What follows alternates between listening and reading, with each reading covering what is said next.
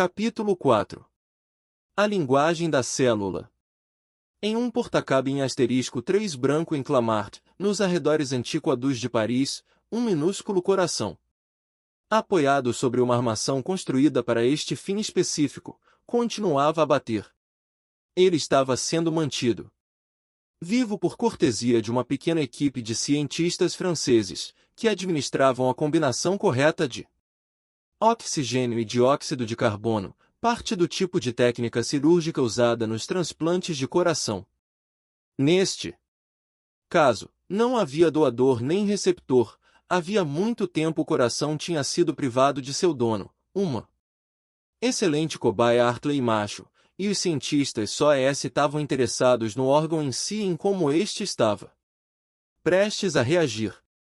Eles haviam aplicado acetilcolina e histamina, 2 conhecidos vasodilatadores, e depois atropina e mepiramina, ambos antagonistas com relação aos outros, e por fim mediram o fluxo coronariano, assim como as mudanças mecânicas como o batimento cardíaco.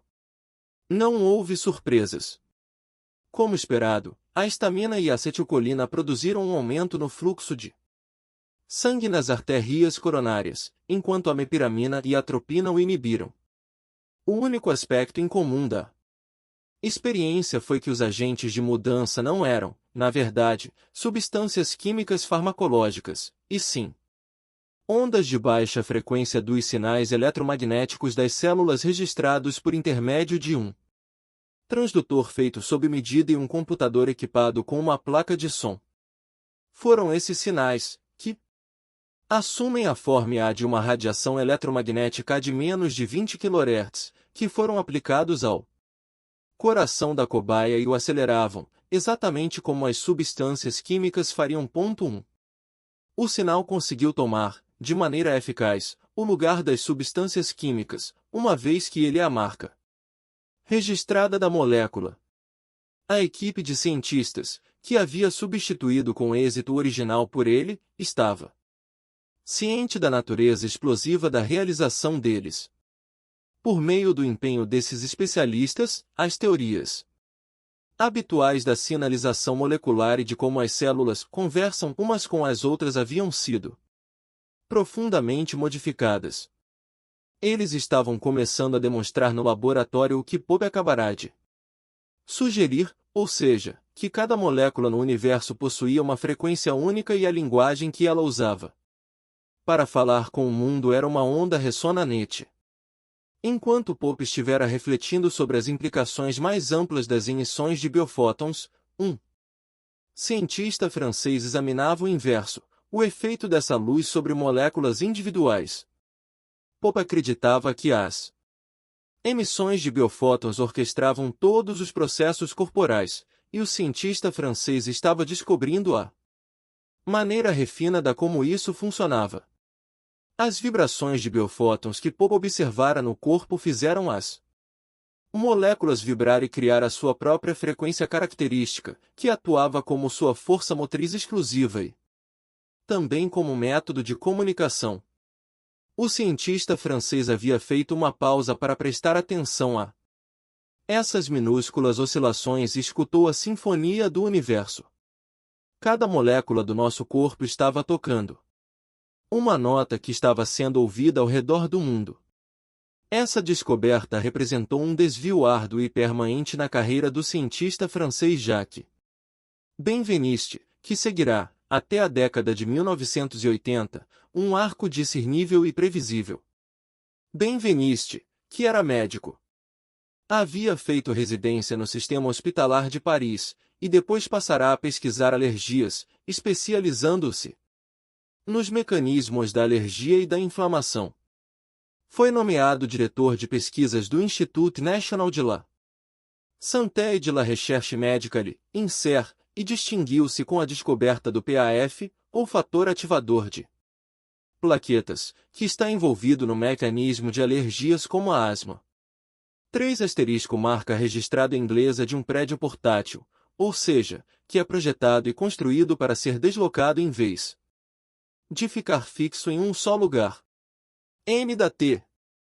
Aos 50 anos, Benveniste tinha o mundo aos seus pés. Não havia dúvida de que ele estaria aguardando, ansioso pela aclamação internacional da comunidade científica. Tinha orgulho de ser francês e atuar em uma área que não era tão bem representada por seus compatriotas desde Descartes. Corriam muitos rumores a respeito da possibilidade de que Benveniste viria a ser um dos poucos biólogos franceses com chances de ganhar o prêmio Nobel. As dissertações dele estavam entre as mais citadas pelos cientistas do INSER, o que denotava distinção e prestígio. Ele até mesmo receberá a medalha de prata do CNRS, uma das mais prestigiosas homenagens científicas da França. Benveniste tinha uma beleza masculina rude, um porte majestoso, um senso de humor insolente e era casado havia 30 anos. No entanto, nem o seu estado conjugal e nem a satisfação que sentia no momento refrearam sua tendência de flertar de um modo inocente. Atributo que, na condição de francês, ele considerava mais ou menos obrigatório. Foi então que, em 1984, esse futuro brilhante e garantido se extraviou acidentalmente por causa de algo que se revelou um pequeno erro de computação. O laboratório de Benveniste no INSER vinha realizando a 10 granulação de basófilos, a reação de certos glóbulos brancos do sangue aos alergênicos. Certo dia, Elizabeth Davenas, uma das suas melhores técnicas de laboratório, procurou-o e relatou que vira e registrara uma reação nos glóbulos brancos, embora houvesse uma quantidade pequena de moléculas do alergênico na solução. Tudo isso aconteceu em decorrência de um simples erro de cálculo. Elizabeth imaginara que a solução inicial estava mais concentrada do que de fato estava. Ao diluí-la até o que ela achava ser a concentração habitual, ela inadvertidamente diluiu a solução até um ponto em que restaram muito poucas das moléculas originais do antígeno. Depois de examinar os dados, Benveniste praticamente expulsou-a da sala dele. Os resultados que você afirma ter observado são impossíveis, pois não existem moléculas aqui. Você esteve fazendo experiências com água. Volte e repita o trabalho, disse ele à funcionária. Mas quando ela tentou repetir a experiência com a mesma diluição e obteve os mesmos resultados, Benveniste se deu conta de que ela talvez tivesse esbarrado em algo que valesse a pena investigar. Durante várias semanas, Elizabeth continuou a voltar à sala do cientista com os mesmos dados inexplicáveis, mostrando o poder SOS efeitos biológicos a partir de uma solução tão enfraquecida que não poderia ter uma quantidade suficiente do antígeno para ter causado esses efeitos, e já que tentou produzir explicações cada vez mais forçadas para tentar encaixar esses resultados em alguma teoria biológica reconhecível. Talvez fosse a presença de um segundo anticorpo que estivesse reagindo depois, ou quem sabe a reação a um segundo antígeno não revelado, pensou Benveniste. Após observar os resultados, um dos instrutores do laboratório, um médico homeopata, comentou por acaso que essas experiências eram bastante semelhantes ao princípio da homeopatia. Nesse sistema de medicina, soluções de uma substância ativa são diluídas a um ponto em que praticamente não resta mais nada da substância original, apenas a sua memória. Na ocasião, por ser um médico extremamente clássico, já que nem mesmo sabia o que era homeopatia, mas o cientista pesquisador dentro dele teve o apetite estimulado. Pediu a Elizabeth que diluísse ainda mais as soluções, para que absolutamente nada da substância ativa e a original permanecesse. Nessas novas pesquisas, por mais diluída que estivesse a solução, que a essa altura não passava de água, Elizabeth continuou a obter resultados constantes, como se o componente ativo ainda estivesse presente. Devido à sua formação de especialista em alergia, Benveniste usará um teste de alergia convencional em suas pesquisas, cujo objetivo era provocar uma típica reação alérgica em células humanas. Ele isolou basófilos, um tipo de glóbulo branco do sangue que contém anticorpos D e imunoglobulina tipo E, IgE, em sua superfície. Essas células são as responsáveis pelas reações de hipersensibilidade nas pessoas com alergias. Já que escolheu células IgE porque elas reagem com facilidade a alergênicos como o pólen ou os ácaros. Liberando histamina de seus grânulos intracelulares, e também a certos anticorpos anti-IgE. Se esse tipo de célula for afetado por algo, é pouco provável que você não perceba. Outra vantagem do IgE é que pode testar as propriedades de tingimento do mesmo por meio de um teste que ele desenvolvera e patenteara no INSER. Os basófilos, assim como a maioria das células, têm uma aparência gelatinosa, e, quando os examinamos em laboratório, precisamos tingi-los para conseguir vê-los.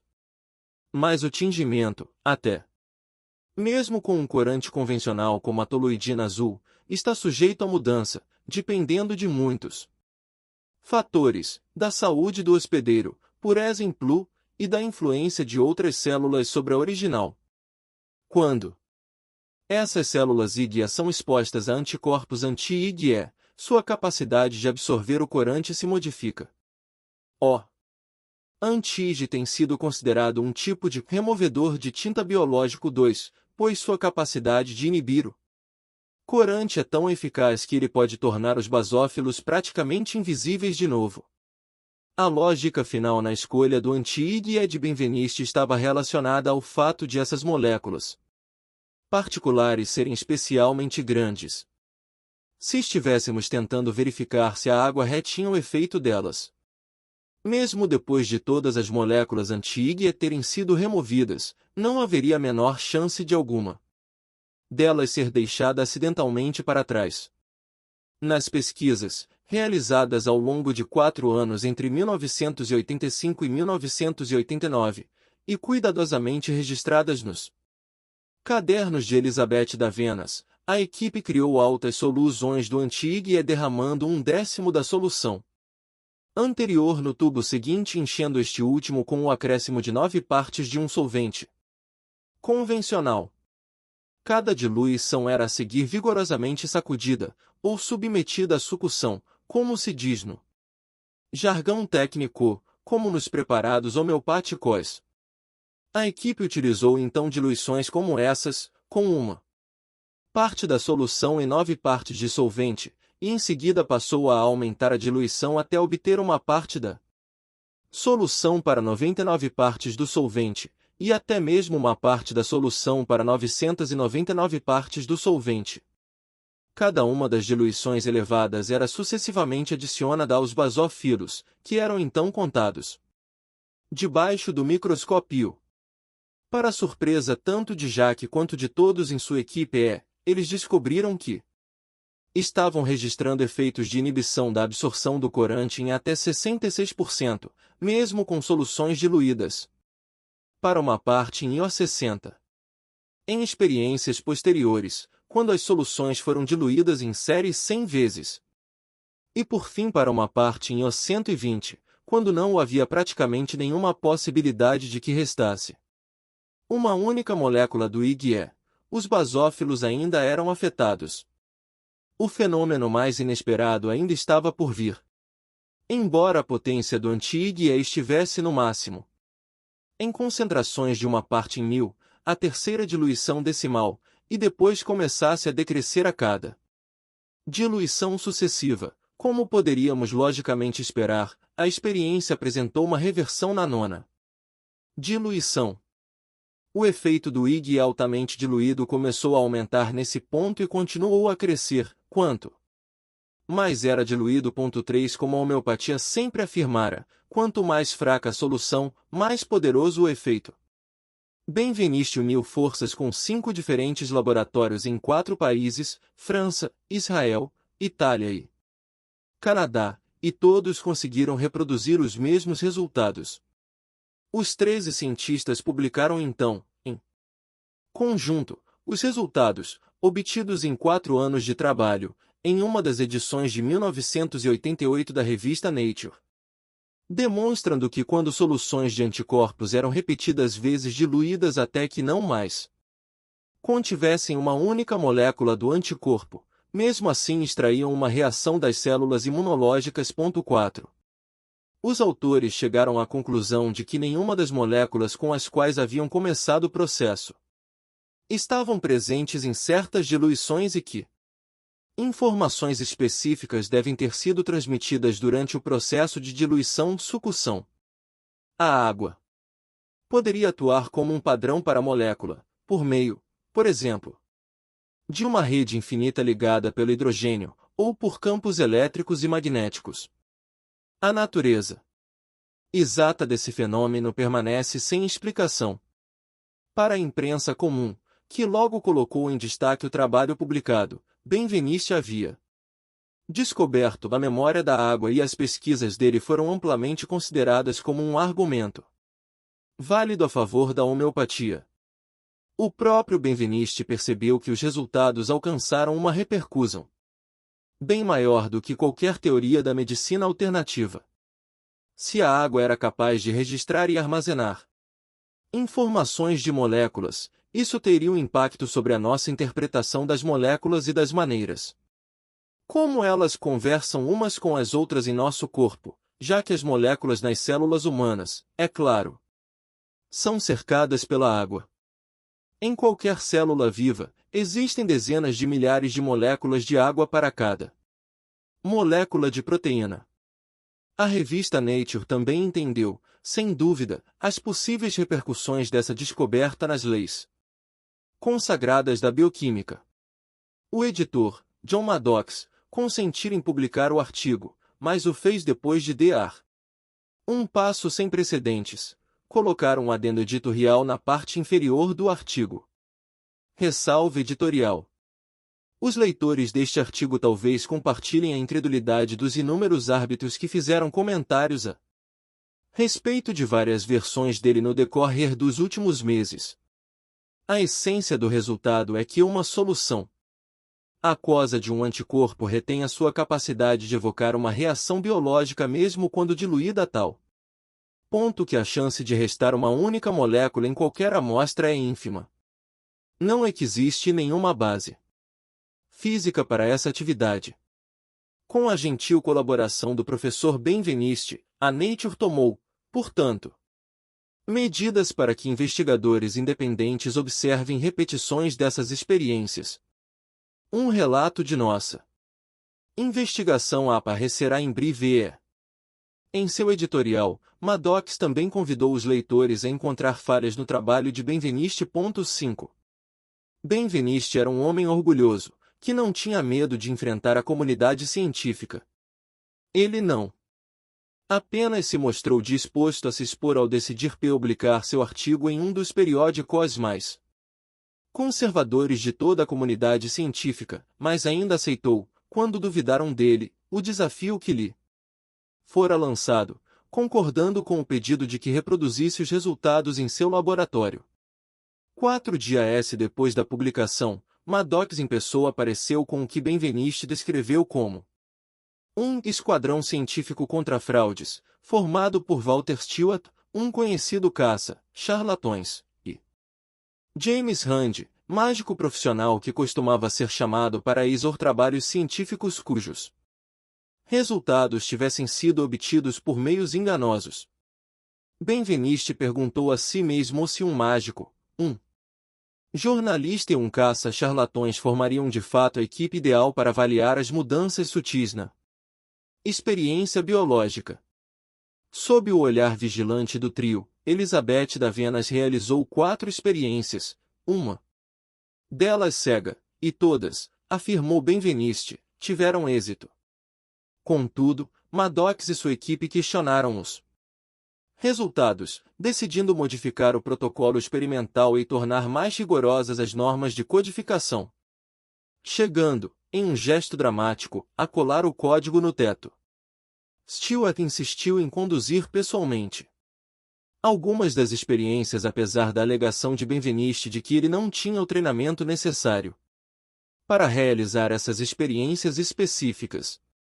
De acordo com esse novo protocolo, e no meio de uma atmosfera carregada que insinuava que a equipe do INSER estaria escondendo alguma coisa, foram realizados mais 3 testes, que não deram certo.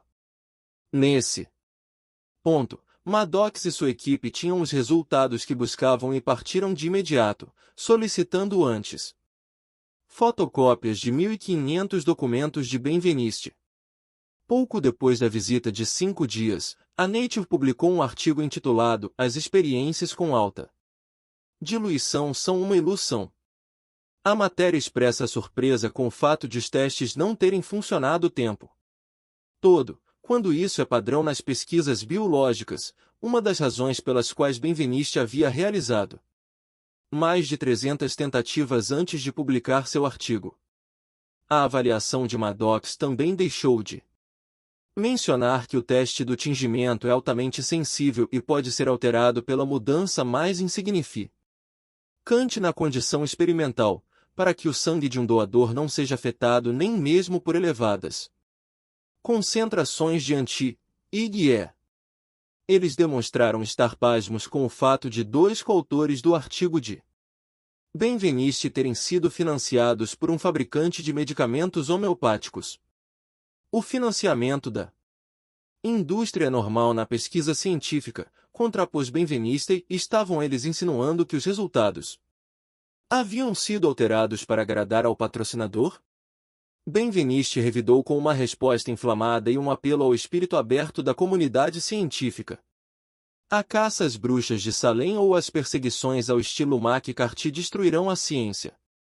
A ciência só floresce na presença da liberdade.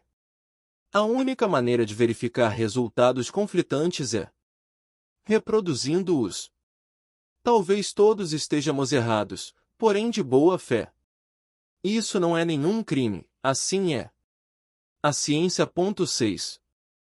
Os resultados apresentados pela Nature exerceram um efeito devastador na reputação de Benveniste em seu cargo no INSER.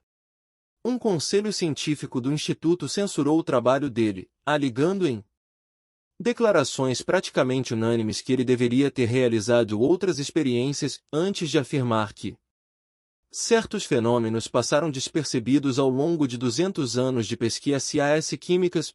7. O INSER recusou-se a ouvir as objeções de Benveniste a respeito da qualidade da investigação da Nature e o impediu de prosseguir. Circulavam rumores a respeito de desequilíbrio mental e fraude.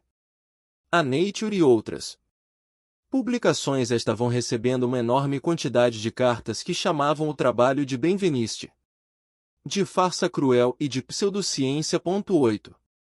Benveniste teve várias oportunidades de interromper dignamente sua pesquisa e não tinha nenhuma razão profissional para dar seguimento a ela. Ao permanecer fiel ao seu trabalho original, era certo que destruiria a carreira que construíra. Benveniste havia chegado bem alto no INSER-M e não tinha a menor vontade de ser diretor. Nunca ambicionara uma carreira, tudo o que queria era continuar sua pesquisa. Àquela altura, também sentiu que não tinha escolha, o gênio já tinha saído da garrafa.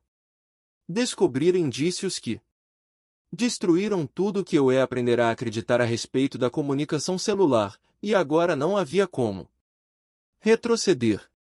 Mas havia também a inegável emoção de tudo aquilo. Benveniste estava diante da pesquisa mais irresistível que conseguia conceber, dos resultados mais explosivos que poderia imaginar. Ele gostava de dizer que era como espiar debaixo da saia da natureza. Benveniste deixou o INSER e buscou o apoio de instituições particulares, como o de Gibbio, que permitiram que ele e Didier Guillonet, um talentoso engenheiro da École Centrale de Paris, que se juntou a ele em 1997, dessem continuidade ao trabalho que vinham realizando. Depois do fiasco com a Nature, eles se dedicaram à biologia digital, descoberta que não fizeram em um único momento de inspiração, mas sim depois de seguir durante 8 anos um rastro lógico De experiências cautelosas. 9. As pesquisas sobre a memória da água haviam impelido Benveniste a examinar a maneira pela qual as moléculas se comunicam dentro de uma célula viva. Em todos os aspectos da vida, as moléculas precisam falar umas com as outras. Se você estiver agitado, as suas glândulas suprarrenais produzem mais adrenalina, que precisa dizer aos receptores específicos que façam com que o seu coração bata mais rápido. A teoria habitual, chamada relação é essa estrutura atividade quantitativa, que SAR 4 diz que duas moléculas estruturalmente compatíveis trocam informações específicas, químicas, o que ocorre quando elas se chocam. E como uma chave que encontra o seu buraco de fechadura, motivo pelo qual essa teoria é com frequência chamada de modelo do buraco de fechadura ou de interação entre chave e buraco. Os biólogos ainda se mantêm fiéis às ideias mecanicistas de Descartes que afirmam que só pode haver uma reação quando existe o contato, algum tipo de força impulsiva. Embora aceitem a gravidade, rejeitam qualquer outra noção da ação à distância. Se essas ocorrências forem atribuídas ao acaso, a expectativa estatística de que elas aconteçam é muito pequena, se levarmos em consideração o universo da célula. Em uma célula típica, que contém uma molécula de proteína para cada 10.000 moléculas de água, as moléculas colidem dentro da célula como um punhado de bolas de tênis flutuando em uma piscina. O principal problema da teoria atual é que ela depende demais do acaso e requer muito tempo. Ela não pode nem começar a explicar a velocidade dos processos biológicos, como a raiva, a alegria, a tristeza ou o medo. No entanto, se cada molécula tiver sua própria frequência característica, seu receptor ou molécula com o espectro correspondente entraria em sintonia com essa frequência, de maneira semelhante a que o rádio se sintoniza com uma estação específica, mesmo ao longo de grandes distâncias, ou o diapasão faz com que outro vibre na mesma frequência.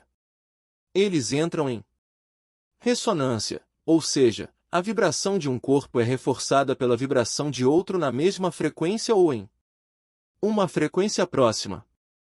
Quando essas duas moléculas ressoassem no mesmo comprimento de onda, elas então começariam a ressoar com as moléculas seguintes na reação bioquímica, criando assim, nas palavras de Benveniste, uma cascata de impulsos viajando à velocidade da luz. Essa descrição, em vez da colisão acidental, explicaria melhor a maneira como uma reação em cadeia se inicia praticamente de modo instantâneo na bioquímica. Ela também é uma extensão lógica do trabalho de Fritz Popp. Se os fótons no corpo estimulam moléculas ao longo de todo o espectro de frequências eletromagnéticas, é lógico que eles tenham sua própria frequência característica. As experiências de Benveniste demonstraram de modo conclusivo que as células não se apoiam no acaso das colisões, e sim na sinalização eletromagnética em ondas eletromagnéticas de baixa frequência, menos de 20 kHz. As frequências eletromagnéticas examinadas por Benveniste correspondem a frequências na 4 no original, Quantitative Street Rupture Activity Y Relationship. N da T. Amplitude de áudio, embora não emitam nenhum ruído efetivo que possamos detectar.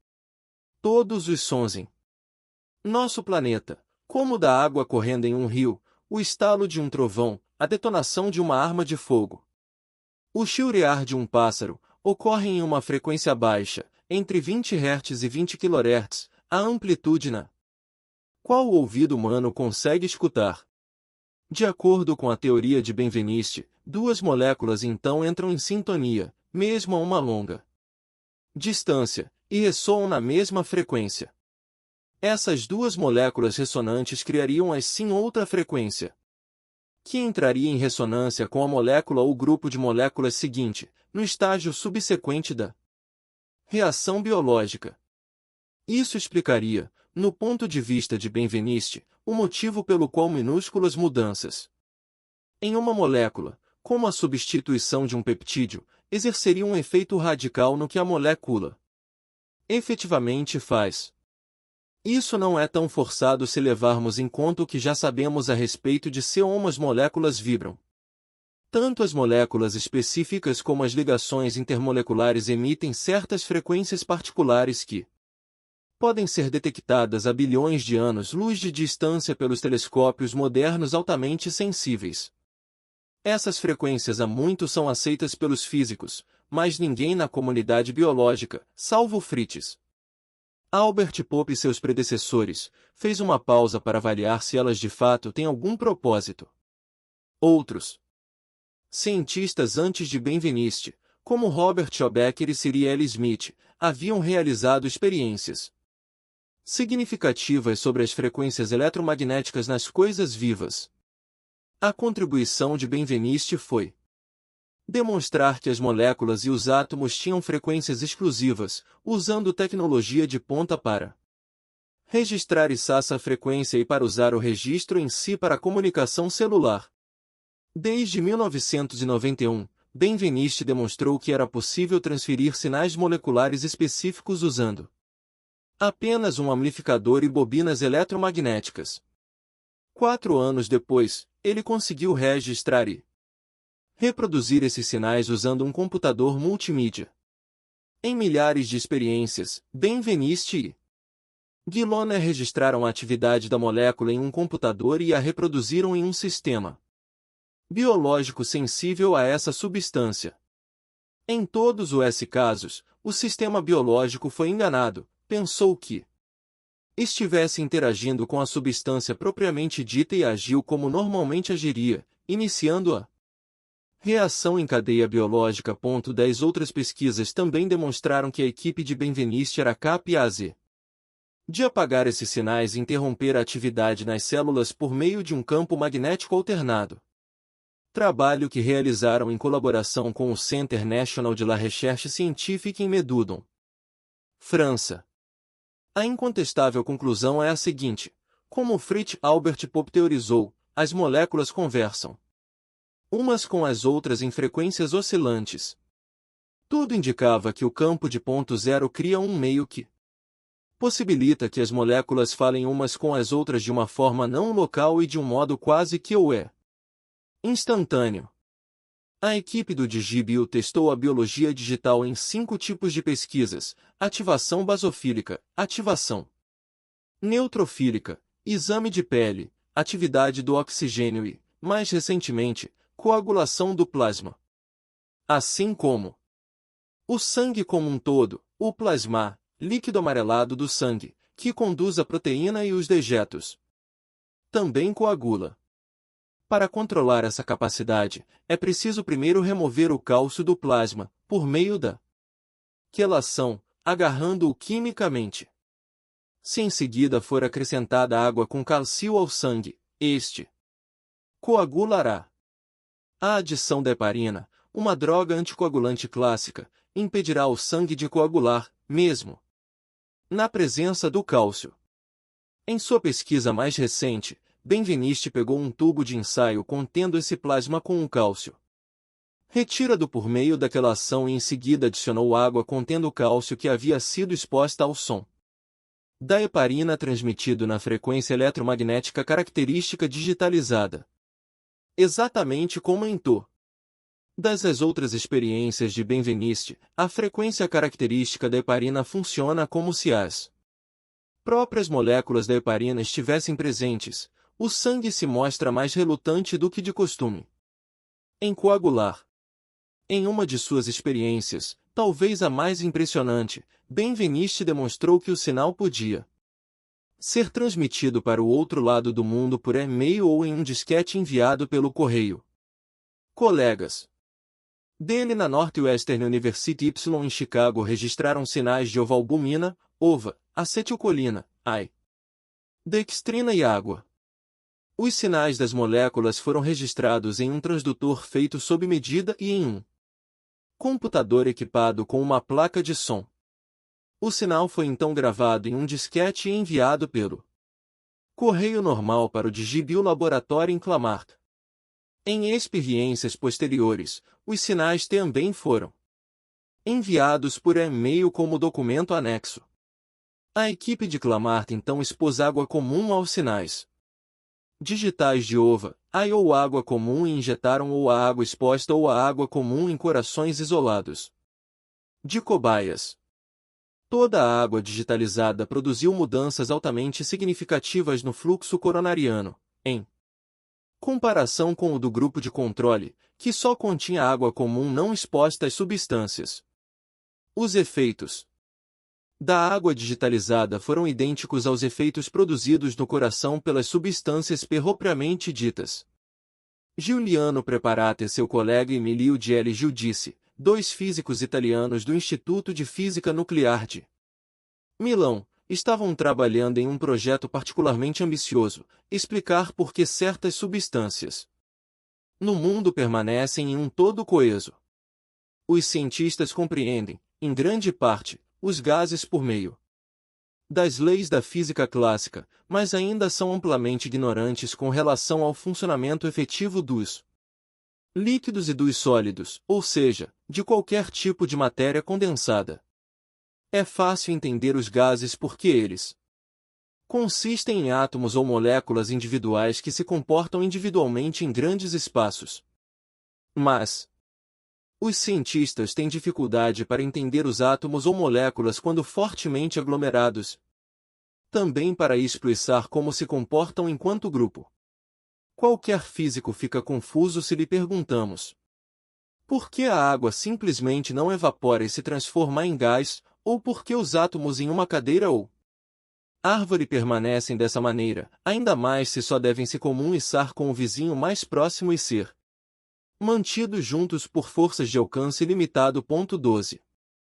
A água está entre as substâncias mais misteriosas. Embora seja um composto químico formado por dois gases, é líquido em condições normais de temperatura e pressão. Gelli Giudice e Preparati demonstraram que, quando fortemente aglomerados, os átomos e as moléculas manifestam um comportamento coletivo, formando o que eles chamaram de domínios coerentes. Eles estão particularmente interessados nesse fenômeno porque ele ocorre na água. Em um artigo publicado na Physical Review W. Letters, Preparati e Gelli Giudice demonstraram que as moléculas da água criam domínios coerentes, mais ou menos como faz o laser. A luz é normalmente composta por fótons de muitos comprimentos de onda, como as cores em um arco-íris. Mas os fótons de laser em um laser possuem um elevado grau de coerência, uma situação semelhante a uma única onda coerente, como uma cor intensa. 13 Parece que esses comprimentos de onda individuais de moléculas de água se tornam informados na presença de outras moléculas, ou seja, tendem a se polarizar ao redor de qualquer molécula carregada, armazenando e transportando sua frequência para que possa ser lida à distância. Isso significaria que a água é como um gravador, armazenando e conduzindo informações. Quer a molécula original ainda esteja presente ou não. O agitamento dos recipientes, como é feito na homeopatia, parece funcionar como um método para acelerar o processo. 14 A água é tão vital para a transmissão da energia e informações que as pesquisas de Benveniste na verdade demonstram que os sinais moleculares só podem ser transmitidos no corpo se isso for feito em um meio aquoso. 15 No Japão, um físico chamado Kunio Yasui, do Research Institute for Information and Science, na Notre Dame Seishin University em Okayama, também descobriu que as moléculas de água têm alguma função a desempenhar ao organizar a energia discordante em fótons coerentes, processo chamado de superradiância. 16. Isso indica que a água, sendo o meio natural de todas as células, atua como condutor fundamental da frequência característica de uma molécula em todos os processos biológicos, e que as moléculas de água se organizam para formar um padrão no qual as informações sobre as ondas podem ser registradas. Se Benveniste estiver certo, a água não apenas envia o sinal, mas o amplifica. O aspecto mais importante da inovação científica não é necessariamente a descoberta original, e sim as pessoas que copiam o trabalho. É a reprodução dos dados iniciais que confere legitimidade à nossa pesquisa e convence a comunidade científica ortodoxa de que estamos a caminho de algo importante. Apesar do escárnio praticamente universal da comunidade científica para com os resultados de Benveniste, pesquisas bem conceituadas começaram a aparecer em outras instituições. Em 1992, a FASEB, Federation of American Societies for Experimental Biology Y, realizou um simpósio, organizado pela International Society for Bioelectricity Y, que examinou as interações dos campos eletromagnéticos com os sistemas biológicos. 17. Muitos cientistas reproduziram os testes de alta diluição 18 e vários outros endossaram e repetiram com êxito as experiências, utilizando informações digitalizadas para comunicação molecular. 19 As pesquisas mais recentes de Benveniste foram reproduzidas 18 vezes em um laboratório independente em Lyon, França, e em 3 outros centros independentes. Vários anos depois do episódio da memória da água na Nature, equipes científicas ainda tentavam provar que Benveniste estava errado. A professora Madeleine Innis, da Queen's University Y em Belfast, associou-se a uma grande equipe de pesquisa pan-europeia na esperança de mostrar, de uma vez por todas, que a homeopatia e a memória da água eram um total absurdo. Um consórcio de 4 laboratórios independentes na Itália, na França, na Bélgica e na Holanda, dirigido pelo professor M. Robert Freud, da Universidade Católica de Louvain, em Bruxelas, conduziu uma variação da experiência original de Benveniste com a desgranulação de basófilos. A experiência foi impecável. Nenhum dos pesquisadores sabia qual era a solução homeopática e qual era a água pura. Todas as soluções tinham até mesmo sido preparadas por laboratórios que nada tinham a ver com a experiência. Os resultados também foram codificados, decodificados e tabelados por um pesquisador independente também sem nenhuma ligação com o estudo. No final, 3 ou 4 laboratórios obtiveram resultados estatisticamente significativos com os preparados homeopáticos. Mesmo assim, a professora Innis não acreditou nos resultados e os atribuiu a erros humanos. Para eliminar os possíveis caprichos dos seres humanos, ela aplicou um protocolo de contagem automatizada aos números que tinha. No entanto, até mesmo os resultados automatizados revelaram a mesma coisa. As elevadas diluições do ingrediente ativo funcionaram, quer este último estivesse presente na água em quantidade considerável, quer extremamente diluído, a ponto de nada restar da substância original. Innis foi forçada a reconhecer o seguinte: os resultados obrigam-me a suspender a minha incredulidade e começar a procurar explicações racionais para as nossas constatações. Esse fato foi a última gota para Benveniste. Se os resultados de Innis tivessem sido negativos, teriam sido publicados na Nature, despachando para sempre o seu trabalho para o lixo. Como os resultados foram compatíveis com os seus, foram publicados em uma publicação relativamente obscura, alguns anos depois do evento, para garantir que ninguém prestaria atenção à notícia. Além dos resultados de Innis, havia todas as pesquisas científicas da homeopatia que apoiavam as constatações de Benveniste. Excelentes experiências duplamente cegas controladas com placebo demonstraram que a homeopatia funciona em muitos distúrbios e doenças, entre eles a asma 21 e a diarreia 22. As infecções das vias respiratórias superiores nas crianças 23 e até mesmo nas doenças de coração. 24 Em pelo menos 105 experiências homeopáticas, 81 apresentaram resultados positivos. As mais incontestáveis foram conduzidas em Glasgow pelo Dr. David Haley, cujas experiências duplamente cegas controladas com placebo demonstraram que a homeopatia funciona para a asma, com Todas as verificações e comparações habituais de um imaculado estudo científico. 25 Apesar do rigor científico da experimentação, um editor da revista The Lancet, recordando a resposta da Nature aos primeiros resultados de Benveniste, concordou em publicar as constatações, mas se recusou a aceitá-los. O que poderia ser mais absurdo do que a ideia de que uma substância é terapeuticamente ativa em diluições tão elevadas que é pouco provável que o paciente receba uma única molécula dela? Declarou o editorial. Sem dúvida, o princípio da diluição da homeopatia é absurdo, assim sendo, a razão de qualquer efeito terapêutico provavelmente reside em outro lugar. 26. Ao ler o ininterrupto debate no The Lancet sobre as experiências de Haley, Benveniste não conseguiu se abster de responder. Isso relembra, de maneira inexorável, a sua contribuição maravilhosamente autossuficiente de um acadêmico ao caloroso debate a respeito da existência dos meteoritos, que agitava a comunidade científica da época. Pedras não caem do céu porque não existem pedras no céu. 27.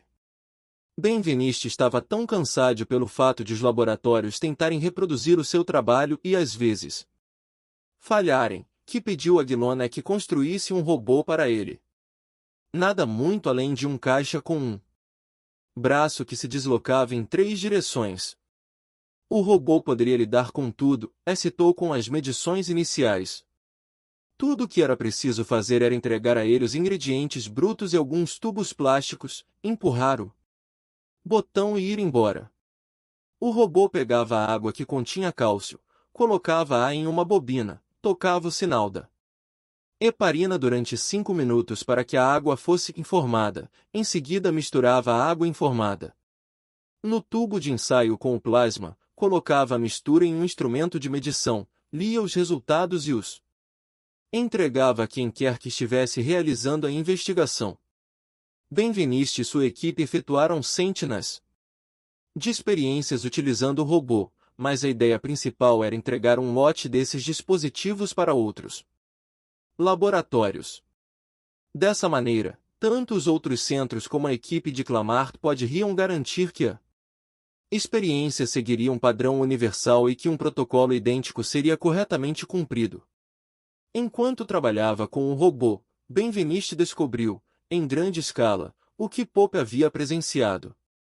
Com as suas pulgas de água, indícios de que as ondas eletromagnéticas das coisas vivas estavam exercendo um efeito sobre o ambiente. Quando o robô ficou pronto, Benveniste descobriu que a máquina funcionava bem, exceto em certas ocasiões. Estas sempre coincidiam com os dias em que determinada mulher estava presente no laboratório. Chercher la FM, pensou Benveniste, embora no laboratório de Lyon, que estava reproduzindo seus resultados, uma situação semelhante estivesse ocorrendo, mas com o homem Benveniste realizou várias experiências em seu laboratório, executadas tanto manualmente como pelo robô, para isolar o que a mulher estava fazendo e que impedia a experiência de funcionar. O método científico dela era impecável e ela seguia o protocolo à risca. A mulher, médica e bióloga, era uma profissional experiente e meticulosa. Contudo, não obteve resultados em nenhuma ocasião. Após 6 meses de experiências, uma única conclusão era possível. Algo a respeito da presença da mulher estava impedindo que um resultado positivo ocorresse.